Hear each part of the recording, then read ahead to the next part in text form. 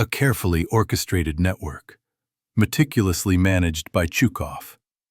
His task was to ensure that each transaction was seamless, executed with precision and discretion. The firearms, hidden amidst legitimate goods, crossed borders unnoticed, avoiding the gaze of customs officials and law enforcement. The operation thrived under the guise of ordinary commerce, its true nature obscured by layers of deceit. Meanwhile, the streets of London bore witness to a different brand of chaos. Rival factions, embroiled in a bitter feud, turned the city into a battleground. Retaliation begot retaliation, a cycle of violence that spiraled beyond control. Among the casualties was an innocent soul, caught in the crossfire of mistaken identity, a tragic testament to the indiscriminate nature of vengeance. Parallel to this turmoil, a sprawling cannabis enterprise quietly burgeoned in the heart of Lancashire. Hidden within the fabric of an unsuspecting community, this illicit venture flourished, its scale unmatched in the region. It operated with the same stealth and cunning that characterized the firearms network, its existence a well-guarded secret until the day it was laid bare by the relentless pursuit of justice. Unbeknownst to the perpetrators, their activities had drawn the attention of law enforcement long before they realized. Investigators, armed with patience and resolve, pieced together the threads of these disparate crimes. Surveillance and intelligence gathering revealed the intricate connections between seemingly unrelated incidents, painting a comprehensive picture of organized crime's reach across the United Kingdom. By mid-2017, the net began to tighten. The clandestine operations, once shrouded in secrecy, were slowly unveiled. The meticulous efforts of the authorities unraveled the schemes, bringing those who orchestrated them to light. The architects of these criminal enterprises, once operating with impunity, found themselves ensnared by the very systems they sought to exploit. In the end, the story of these interwoven crimes is not merely one of lawlessness and greed. It is a testament to the enduring struggle between those who seek to exploit society for their own gain and those who stand resolute in defense of justice. In this eternal conflict, the pursuit of truth and the resolve to uphold the law serve as the unyielding guardians of societal order, a reminder that even in the shadows, light will prevail. In the shadowy corridors of Europe's clandestine underworld, a vast network of operatives orchestrated a meticulous plan that spanned the continent. Their mission was not a fleeting endeavor, but a sustained operation, meticulously crafted since the dawn of 2017. This was a symphony of logistics, where each note was played with precision, and each movement was part of an intricate ballet of deception. The United Kingdom served as the epicenter of storage and distribution, a hub where local control was paramount. Meanwhile, the architects of this covert operation engaged in routine communications, their dialogues a testament to the enduring nature of their enterprise. The routes they traveled became well-worn paths, familiar yet fraught with danger, underscoring the long-term commitment that defined their clandestine activities. As the network solidified its roles, the focus shifted to acquiring weapons, tools of destruction that needed to be transported stealthily, economically, and in substantial quantities. The strategy was simple yet audacious. Procure firearms legally in one jurisdiction, then clandestinely move them to a nation where their possession was a grave offense. Eastern Europe emerged as a fertile ground for this endeavor. Marketers were available with minimal oversight. These were not ordinary firearms. The 4mm and 6mm flow-bore revolvers were classified as low-powered weapons, thus attracting less regulatory attention and commanding lower prices. Yet, within the network, their true potential was recognized. Once smuggled into the UK, these revolvers transformed into coveted contraband, prized by organized crime syndicates for their rarity and the potential for conversion. Two revolver models became the linchpins of this operation. The Echkol Arda, a 4mm flowbore, and the Attack Armor, a 6mm flowbore. Compact and easily transported in bulk, these weapons were designed for concealment. Despite their modest caliber, they were lethal instruments capable of inflicting fatal harm. Ammunition procurement was a parallel process, a deliberate strategy to provide a complete package. By delivering both firearms and bullets, the network ensured that once these weapons crossed into the UK, they were combat-ready, eliminating the need for buyers to seek ammunition separately, a move that minimized risk and maximized appeal. Yet the procurement of weapons was only the beginning. The true challenge lay in their discreet passage across Europe, hidden from prying eyes. Ingenious concealment methods were devised, mechanical in nature and deliberate in execution. Engine blocks were selected as the vessels of choice, not for their complexity, but for their mundane authenticity. Heavy and ubiquitous, these components routinely traversed borders under the guise of legitimate trade. Each firearm was meticulously dismantled, and its components carefully wrapped and nestled within specially modified engine blocks. These cavities were crafted with precision, ensuring that the engines retained their outwardly ordinary appearance and weight.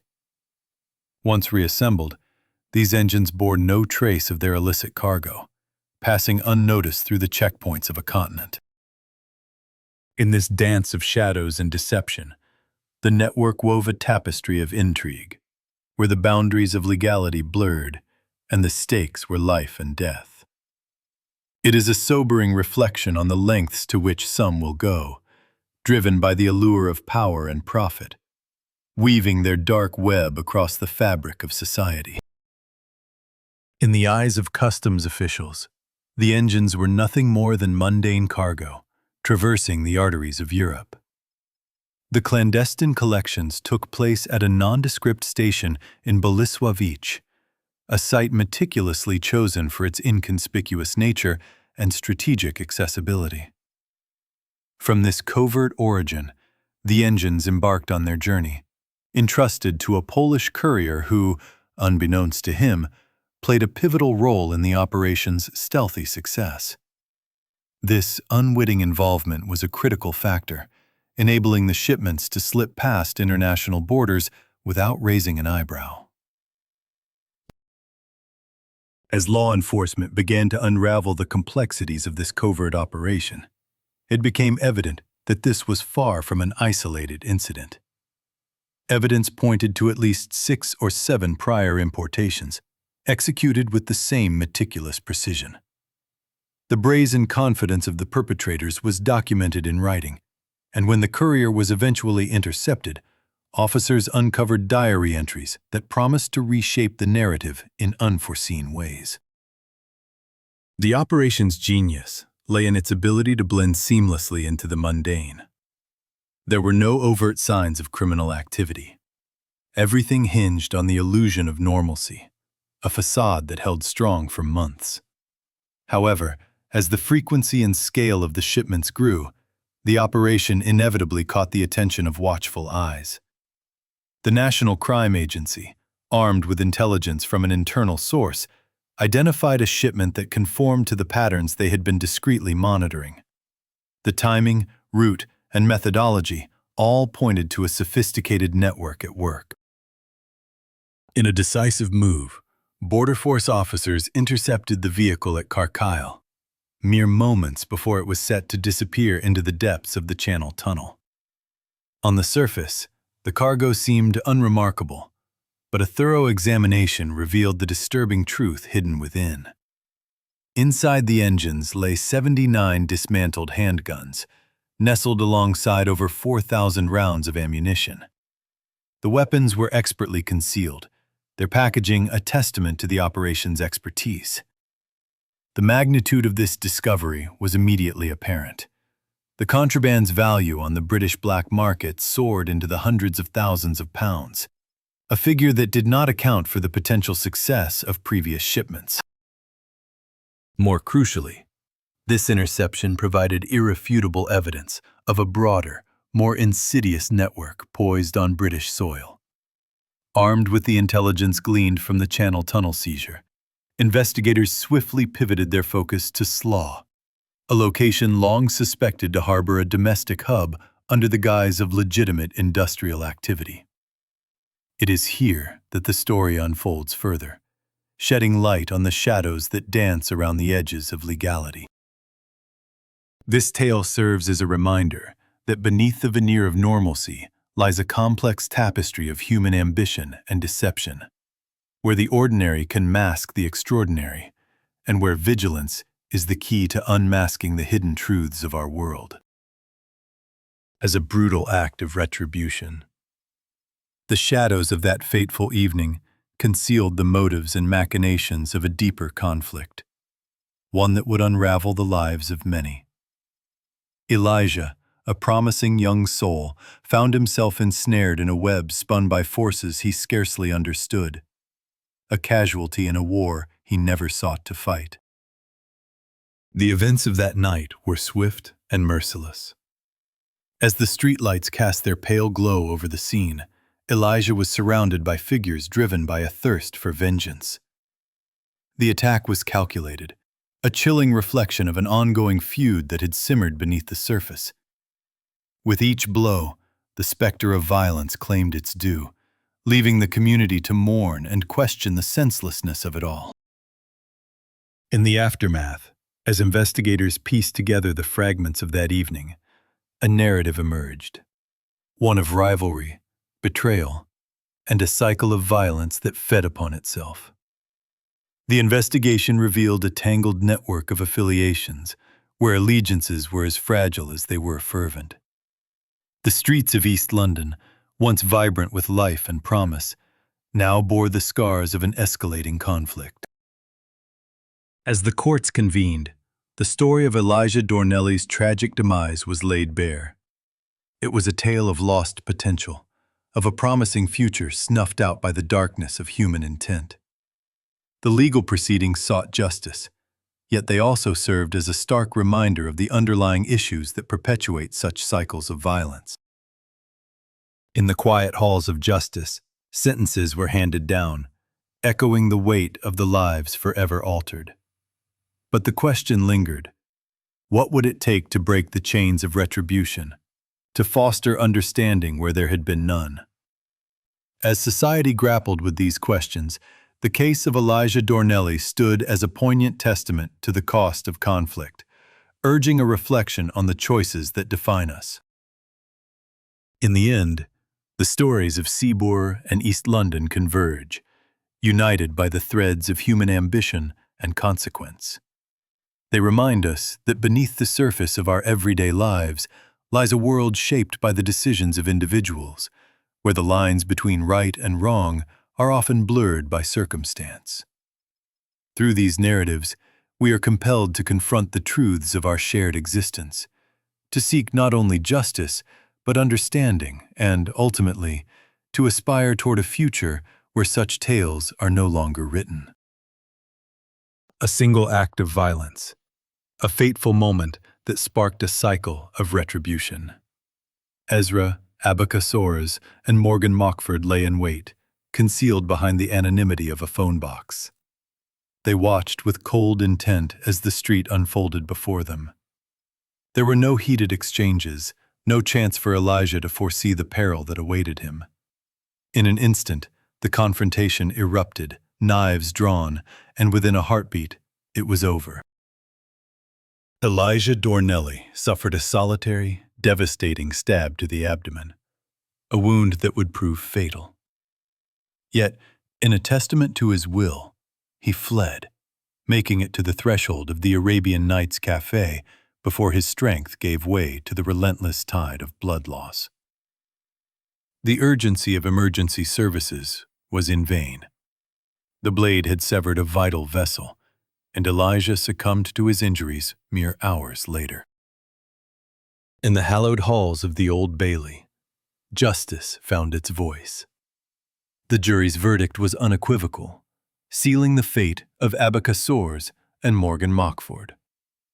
Guilty of murder, they were consigned to life sentences. Soares, due to his age and involvement, faced a minimum of 19 years, while Mockford, with additional charges for knife offenses, was sentenced to serve no less than 17 years. Yet, the courtroom's decree was but a prelude to a broader reckoning.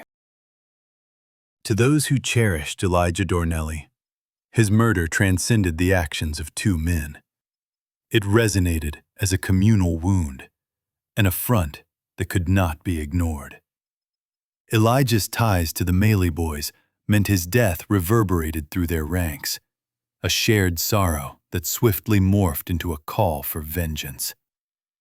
At the heart of this burgeoning storm stood Hamza ul Haq, a figure intrinsically linked to Elijah, whose loss was a personal blow. In the aftermath, Hamza and his companions, including Lokman Gissé and Wayne Russell, shifted from mourning to resolve. Their conversations, once steeped in grief, now brimmed with blame and the specter of retribution. Territory and reputation became paramount, and the notion that Elijah's death could remain unavenged was intolerable. Names of rivals were etched into memory, and what had been a simmering tension with the High Hill group crystallized into a deliberate animosity.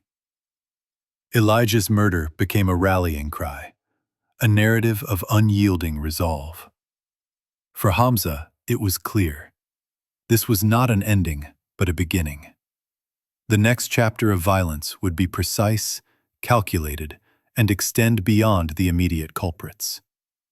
It was a declaration that the cycle of retaliation had only just begun.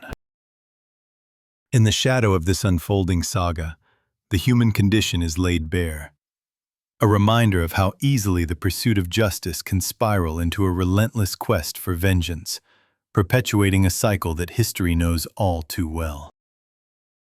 By November of the year 2017, the simmering tension following the death of Elijah Dornelly erupted into a palpable storm of vengeance.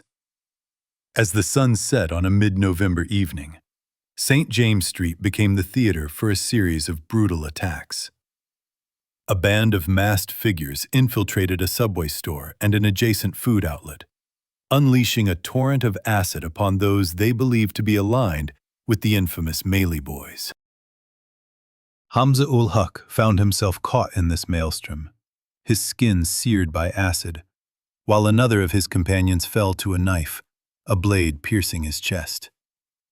Chaos reigned, leaving burns and injuries in its wake as the assailants vanished into the night.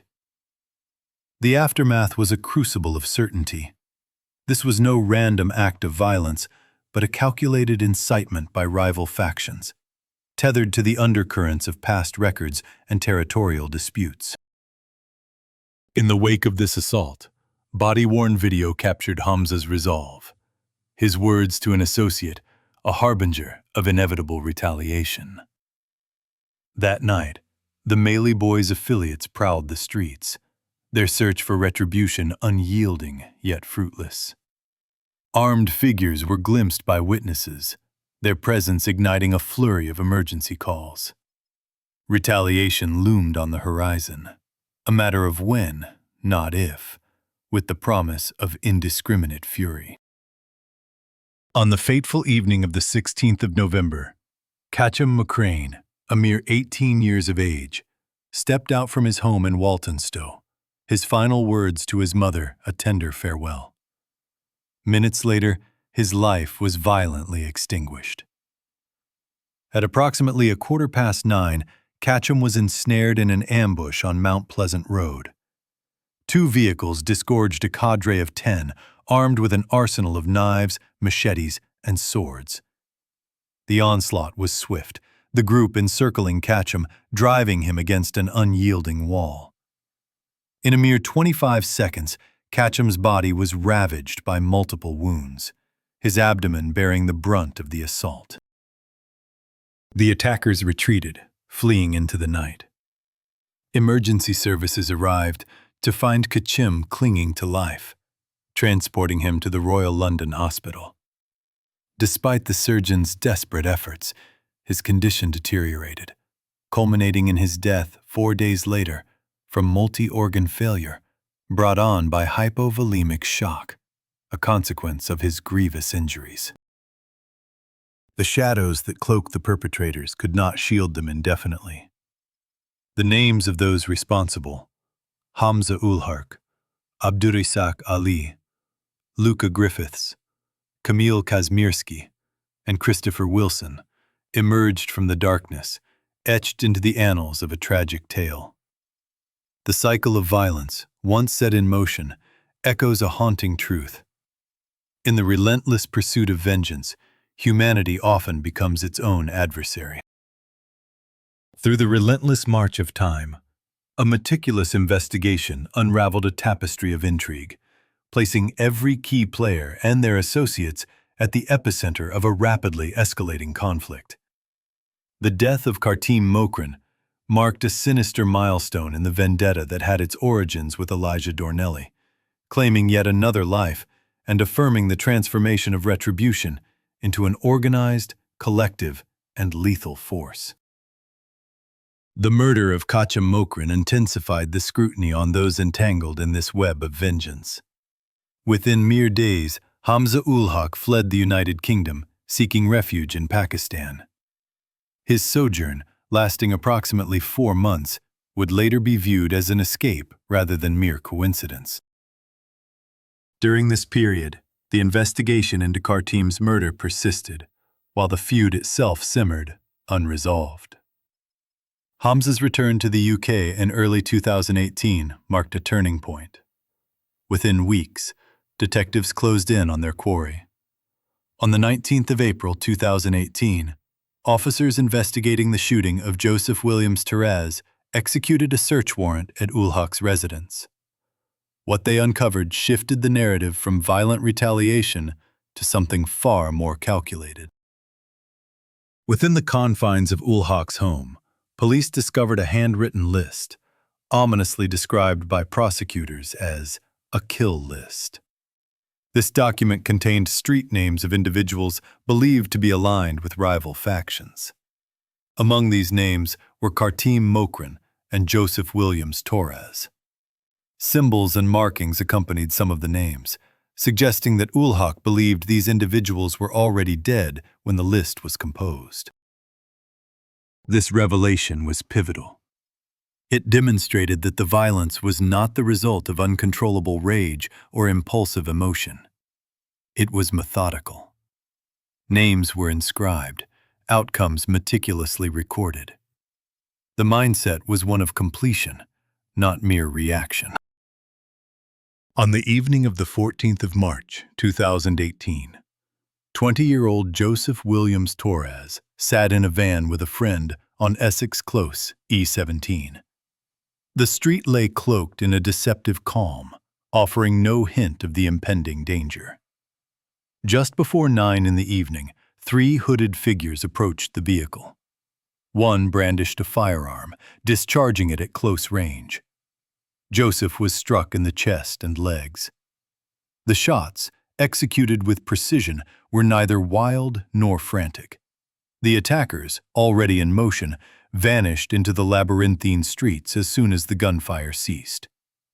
The entire assault unfolded in under 2 minutes.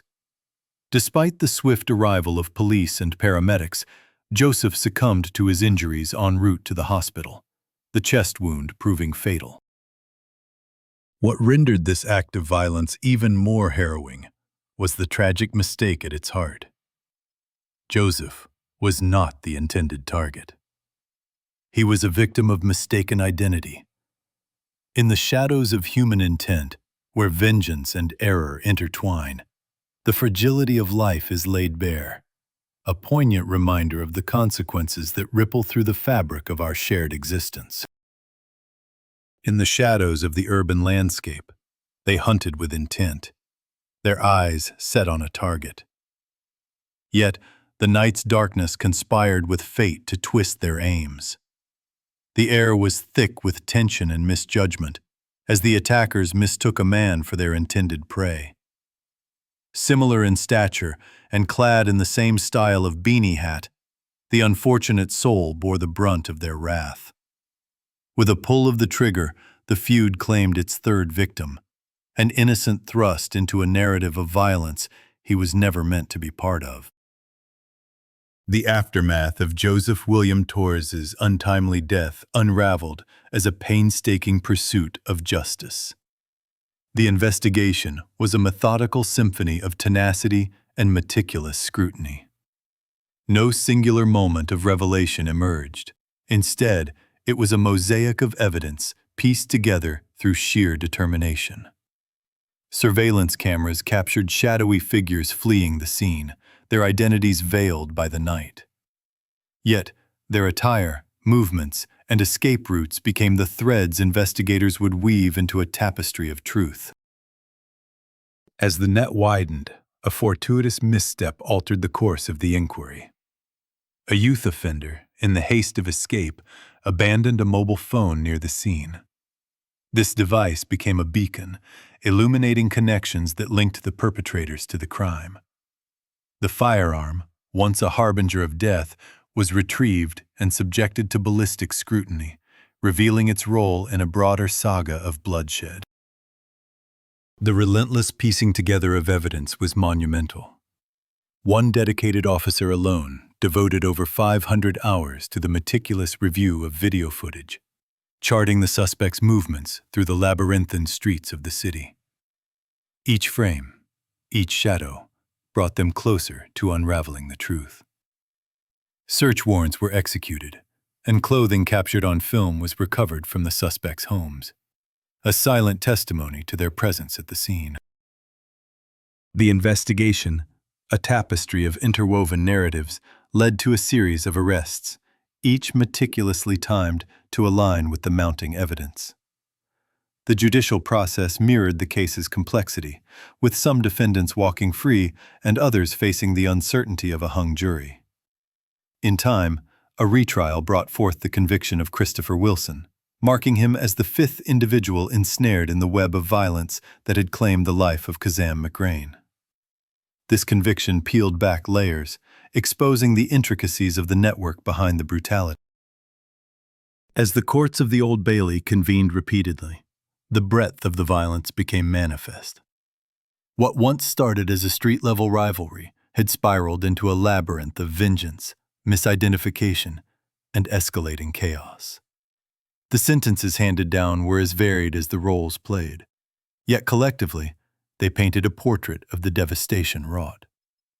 Thus, the cycle of violence was laid bare, a testament to the frailty of human intent and the unforeseen consequences of misaligned fates. In the shadowy corridors of justice, Hamza ul Haq received a life sentence, shackled by the weight of a minimum term of 36 years. Abdi Risak Ali, for the murder of Kazam McRae, faced a similar fate, with life imprisonment and a minimum of 17 years. Carmel Kazmierski was handed 16 years, while Luca Griffiths faced the grim prospect of 14 years and 4 months behind bars. Years later, the scales of justice tipped once more, as Christopher Wilson was sentenced to life, with a minimum term of 16 years following a retrial. In the tragic case of Joseph Williams Torres, Loic Nk was ordered to serve at least 21 years, while a 16-year-old, shielded by anonymity, was sentenced to a minimum of 18 years. These individuals, alongside ul Haq, bore the burden of a murder born of error, yet executed with chilling precision. As one saga of violence and retribution reached its bitter conclusion, another tale unfolded, a testament to the silent yet pervasive reach of organized crime. On the 8th day of October, in the year 2019, the veil was lifted at the Apex Trading Estate. Behind the facade of industrial shutters lay not a makeshift operation, but one of the largest cannabis farms ever unearthed in Lancashire. Within its walls, officers discovered 4,537 cannabis plants, each at varying stages of growth, alongside 27 kilograms of dried cannabis ready for distribution. The street value was later appraised at an astonishing £2.6 million. This was not the handiwork of amateurs. The facility was equipped with industrial-grade growing technology, high-powered lamps, reflectors, transformers, bulbs, temperature gauges, and ventilation systems, crafted with meticulous precision to ensure a seamless cycle of cultivation and harvest. To fuel this clandestine endeavor, the electricity supply had been illicitly rerouted. Underground cables circumvented the main supply, allowing operations to persist undetected by abnormal electricity usage. Such was the extent of tampering that it required 13 hours for Electricity Northwest to secure the site and restore lawful power. This was no transient venture. It was a well-oiled factory, engineered for mass production, not fleeting risk. As investigators delved deeper into the labyrinthine setup, the truth emerged.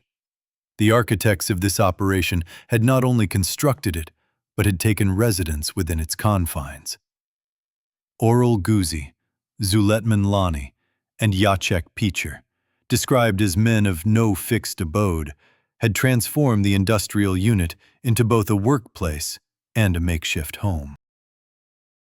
In the end, these narratives reveal a stark dichotomy, one of bloodshed and imprisonment, the other of calculated enterprise hidden in plain sight. Yet both are bound by a common thread, a testament to the complex tapestry of human choices and the inexorable pursuit of justice. In the quiet aftermath, we are reminded that the shadows of crime and the light of retribution are forever entwined, casting their influence across the landscape of human endeavor. Within the shadowy confines of an abandoned factory, a clandestine world thrived. Here, men lived amongst the very machinery that sustained their illicit enterprise, sleeping and eating in the very rooms where their green bounty grew. Personal effects intermingled with cultivation tools, painting a vivid picture of a life spent entirely within these industrial walls. Their constant presence was essential, ensuring that the delicate operations of growth and harvest were meticulously monitored, day and night. Yet, as the law descended upon this hidden world, officers uncovered not only over 2,425 pounds in cash, but also a collection of mobile phones. These devices were more than mere communication tools. They were the nerve center of a sophisticated network, crucial to the seamless operation of this sizable endeavor. With the factory dismantled and its occupants apprehended, the judicial process began. The spotlight shifted to the solemn halls of Preston Crown Court, where the full breadth of this criminal venture was laid bare. The men, facing justice, confessed to the production of a Class B drug. Their sentences were a reflection of both the magnitude of their undertaking and the distinct roles they played within it. In delivering judgment, the court sought to reverberate its message far beyond the confines of Darwin. Law enforcement officials described the factory as a stark testament to the organized criminal exploitation of industrial spaces, underscoring the peril such operations pose to public safety through hazardous electrical setups and potential fire risks. Sule Schmanleoni, recognized as the linchpin of this illicit operation, received a sentence of 4 years and 6 months, the most severe of the trio. His counterparts, Orel Juzi and Jacek Pieszoy, each faced 3 years of imprisonment. Through these sentences, a narrative of deterrence was crafted, a cautionary tale of the consequences that await those who tread the path of criminal enterprise. In the end, this story speaks to more than just the downfall of 3 men. It is a reflection on the delicate balance between risk and reward, the shadowy allure of the underworld, and the ever-watchful eye of justice, poised to reclaim order from chaos.